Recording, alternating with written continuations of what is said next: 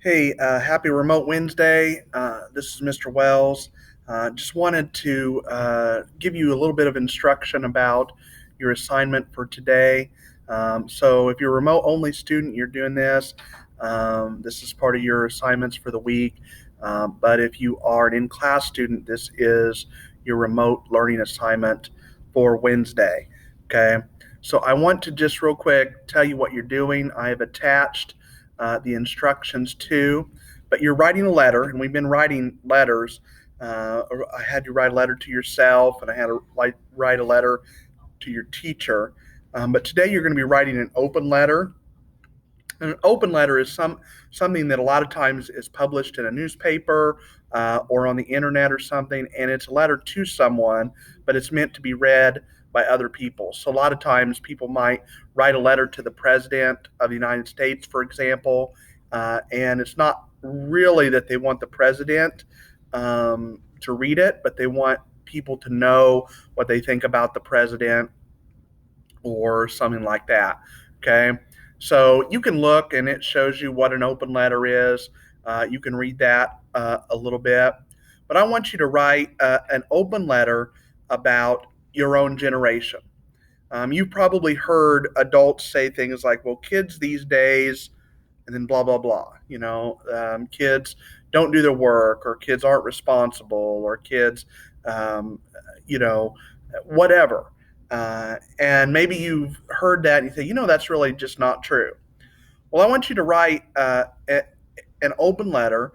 You can choose who to write it to, but the idea is you're really trying to persuade your readers about what your generation is really like.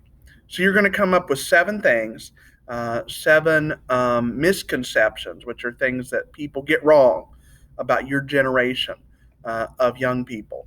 Now, there's a sheet on here for brainstorming. You can use it. It gives you some examples or ideas of things like what do people not understand about your hobbies or interests. Or another one is what negative stereotypes do people have about your personality traits, that kind of thing. Okay, so that sheet of brainstorming that will give you some ideas. And then what you're going to do is you're going to come up with seven misconceptions. And the seven misconceptions are going to be your letter. Now, the sheet gives you a space for a rough draft and all of that. You use that however you want to, but you're going to be graded. You're going to be graded based on the rubric at the end of the handout. Okay, you'll be graded based on the rubric at the end of the handout. So look that over. And the main thing is you're using proper spelling, you're using proper punctuation and grammar, and also you're giving evidence to support what your claims are. Okay, so whatever the seven things are, you give evidence to support that. You might be asking me, how long should this be?